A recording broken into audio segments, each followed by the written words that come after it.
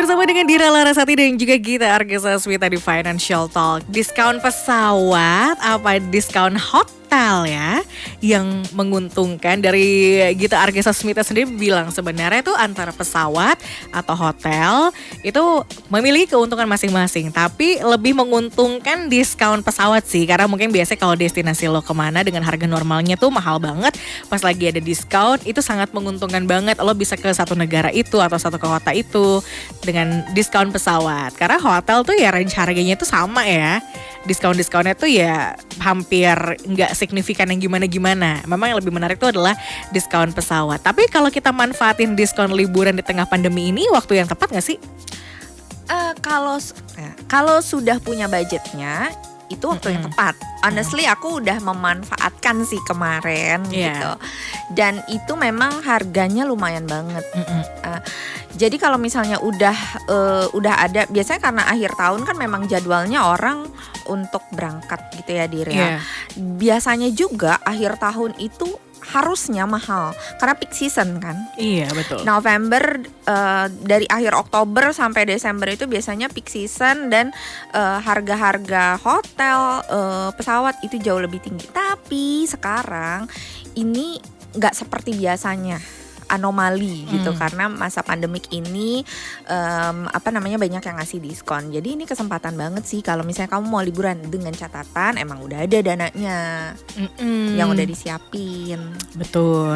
Dan kayaknya sih kalau aku sih lebih ke kayak karena situasinya lagi tidak bagus banget aja buat liburan, kayaknya mendingan lo saving, terus lo liburan yang menyenangkan dan total itu adalah di tahun depan gitu. Nah ada pilihan juga seperti itu. Jadi balik lagi, kalau misalnya kita kondisi pekerjaan, kondisi keuangan masing-masing pasti udah bisa tahu nih, udah bisa ngukur kira-kira waduh gimana ya kerjaan gue beberapa bulan besok aja, gue belum tentu tahu nih gimana ya kan. Nah itu jangan dulu, ditahan-tahan dulu. Dana liburannya kalau misalnya masih pede untuk bisa dipakai tahun depan silahkan. Tapi kalau misalnya kayaknya nih dana liburan harus gue pakai buat alokasikan buat dana darurat aja, oke, gitu.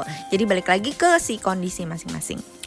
Setuju. Nah, kadang-kadang liburan ini kan menjadi satu kebutuhan tersendiri. Akhirnya banyak orang-orang yang memanfaatkan layanan-layanan kayak semacam pay later.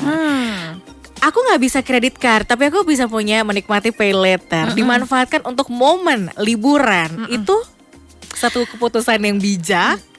Gini, aku lebih menyetujui kalau misalnya kamu beli tiket pesawat atau hotel pakai cicilan 0%. Pakai kredit card tentunya gitu. Dengan catatan saat mau berangkat itu sudah lunas. Nah, biasanya kan gini. Mungkin ini ada biasanya tuh awal-awal tahun, tengah-tengah tahun tuh suka ada travel fair. Oh gitu iya, kan. kita udah lama banget udah nggak ada ya tahun ini, nggak ada travel fair. Sedih. Biasanya tuh kan suka ada promo cicilan 0% dan lain-lain. Boleh nggak dipakai? Boleh banget, dengan catatan itu bayar lunas sebelum kamu berangkat gitu. Karena bete banget nggak sih masih ada utang gitu kalau misalnya setelah berangkat. Gitu karena kan liburan itu kan terimage fancy, terimage free. Tergantung kalau misalnya tempat destinasinya kemana dulu. Karena di kepala aku tuh ya gitu, liburan itu adalah lo sudah menyelesaikan yang menjadi tugas utama. Iya, setuju. Iya kan? Setuju. Makanya lo lakukanlah itu liburan. Jadi kalau tugas utama lo belum selesai dan juga itu liburan sih ya gak enak ya, ada yang aura lo ya. tidak keluar aja gitu. Nah kalau misalnya ke si pay later itu biasanya kan memang pay later cenderung jauh lebih besar ya bunganya gitu. Jadi pastinya membeli barang konsumtif yang ada beban bunganya itu sungguh tidak bijak. Dan itu tidak menguntungkan loh. Tidak menguntungkan gitu.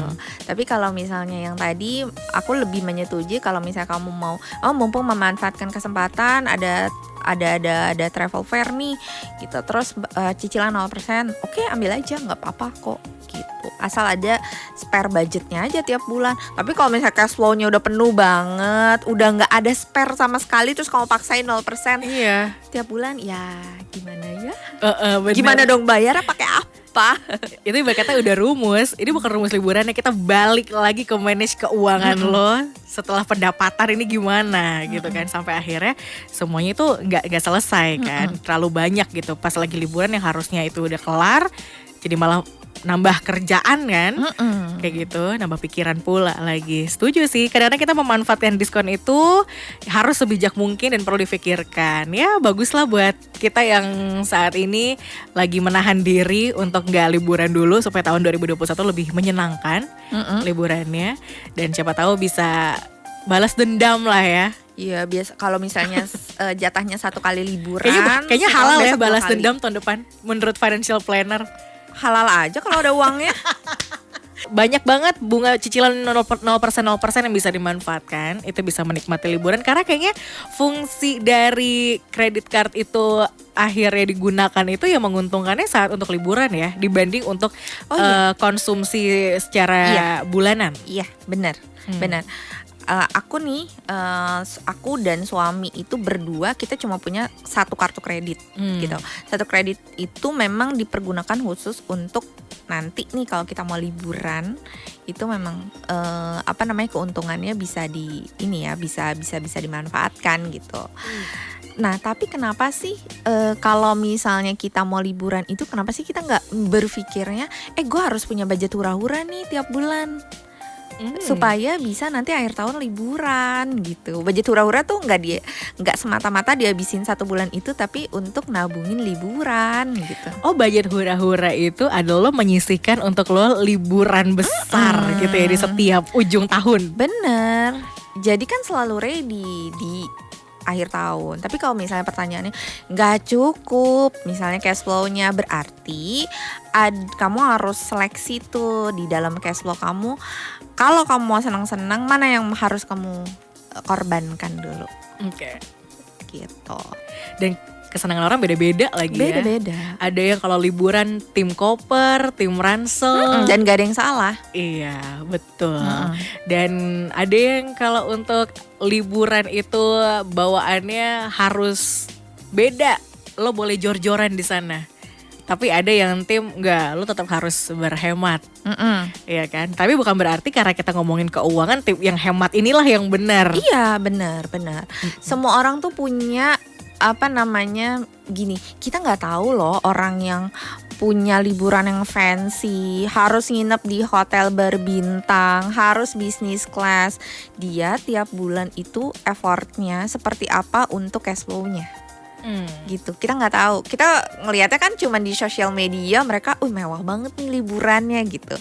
Nah mungkin juga mereka memang ada karena gue masak tiap hari dan gue emang jarang banget jajan, jadi karena gue tuh pengen liburan yang memang fancy, gue nggak bisa nih liburannya yang biasa-biasa aja pakai pesawat kelas ekonomi. Salah nggak? Enggak, toh mereka effort gitu. Benar. Ada yang dikorbankan kok sampai akhirnya lo bisa melihat kebahagiaan itu. Jadi jangan serta-merta karena mungkin kerja keras dia jauh lebih gede dibanding kita. Iya kan, akhirnya bisa mendapatkan keuntungan yang jauh lebih banyak dan dia gunakan sebagai liburan. Nah mungkin kerja keras lo bukan dikerja kayak yang orang yang lo lihat, tapi adalah mungkin nabung bertahun-tahun. Itu adalah satu bentuk kerja keras juga. Tapi jangan sampai sih ya liburan itu justru malah menyiksa. Tetap harus dinikmati nabungnya. Ada loh Dir yang ada salah satu klienku yang memang dia belajar banget untuk investasi dan mencari instrumen yang bisa dia pakai untuk karena pendapatannya juga nggak terlalu besar, tapi dia gue pengen banget traveling tapi yang proper gitu. Akhirnya dia belajar banget investasi dan mencari instrumen yang emang bisa nguntungin dan ngembangin uangnya gitu. Nah, effortnya dia adalah belajarnya, ya kan? Belajarnya untuk ngembangin uangnya, nyari side hustle biar dia bisa liburan yang dia pengen sesuai dengan mimpinya dia, walaupun pendapatannya memang pas-pasan. Gitu, tapi dia effort untuk bisa mencapai itu dengan belajar berinvestasi. Betul. Jadi selalu ada, maksudnya kita bisa usahakan itu kok gitu, nggak melulu harus kayak ambil jalan instan pakai paylater atau cicilan segala macem. Jadi bukan untuk cuma memenuhi liburannya doang. Tapi prosesnya juga dinikmati. Terus reward buat diri sendiri. Karena kamu sudah effort, karena kamu juga ini adalah salah satu bentuk kamu udah kerja keras segala macem. Kamu pengen liburan yang sesuai dengan mimpi kamu, nggak masalah, nggak apa-apa. Benar. Dan bukan berarti karena image-nya kalau keluar negeri itu mahal ya. Enggak juga kok, enggak selalu. Emang bener kalau lo untuk meluangkan waktu sedikit aja, lo pelajarin bahwa di negara-negara atau kota-kota di negara tertentu itu memiliki budget yang jauh lebih murah. Ada banyak banget gitu kan. Terutama Asia Tenggara ya. Iya, betul. Jadi budget yang jauh lebih murah dan mereka memiliki gaya hidup tuh yang terkesan sama kayak di Jakarta. Jadi itu emang butuh kelihayan dan pengalaman tersendiri sih. Jadi jangan cuma untuk lo ujuk-ujuk pengen liburan aja, tapi harus ada treatment untuk diri lo sendiri. Sebenarnya liburan tuh yang dibutuhkan apa sih? Bukan cuma uang. Benar. Jadi akhirnya uangnya tidak sia-sia ya. Kebayang gak sih kalau kita tuh liburan tuh cuma bermodal ikut-ikutan? Kita tuh kalau liburan dan menikmati hidup sebenarnya harus tahu exactly tuh kita menikmati yang seperti apa. Gitu kayak misalnya ya, aku sama Dira beda kan? Iya. Ya kan kita orang ngobrol nih. Dira tuh senengnya adalah liburan-liburan yang emang pengen gue tuh liburan menikmati kota gitu kan, yang hingar-bingar gitu kan, yang rame, yang jauh dari. Kalau aku kan yang kayak lebih alam, air segala macem. Dan aku pasti kurang enjoy kalau misalnya aku ikut-ikutan. Aku liburannya yang ini deh, yang kayak Dira deh. Mungkin aku kurang enjoy. Dan Dira juga kalau misalnya nggak tahu preferensinya kayak apa, mungkin ketika ikutan liburan ala aku tuh kayak aduh apa sih, capek merasa gitu. Terbuang uangnya. Iya, merasa terbuang uangnya. Jadi benar-benar harus tahu sebenarnya kita tuh preferensinya tuh emang senengnya di mana. Jadi itu liburan juga termaksud salah satu cara untuk mengenali diri sendiri sih. Betul. Jadi nggak sembarangan cuma untuk ikut-ikutan biar dikata total jadi pekerja ya, atau jadi karyawan, atau mungkin biar dikatakan lo tuh pergaulannya luas. Akhirnya lo mengikuti liburan. Bener sih. Tahu apa yang lo inginkan. Jadi lo bijak mengeluarkan uang itu ke hal-hal yang lo tahu dan lo ngerti. Mumpung masih produktif. Benar. Mumpung masih bisa otaknya dipergunakan untuk belajar berinvestasi. Beda nanti kalau misalnya udah bertambah usia, beban juga udah banyak, tanggung jawab banyak, waktu juga makin sedikit, energi makin sedikit, udah susah. Karena untuk investasi itu mungkin kesannya tuh kayak kita tuh nggak tahu ya ini uangnya ngalir kemana sih. Terus di tengah mungkin wawasan kita terhadap investasi itu tuh simpang siur kan. Katanya ada yang ngelihat mungkin investasinya kalau saham, aduh itu tuh bahaya banget karena lo bisa ngelihat anjlok. Nah makanya datanglah ke orang yang tepat.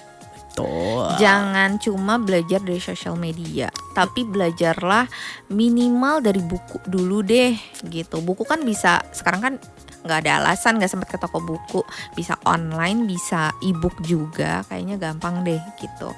Dan bacanya juga nggak usah terlalu ngotot dan ngoyo gitu kan. Belajar dari orang-orang yang udah tahu history backgroundnya tuh kayak apa.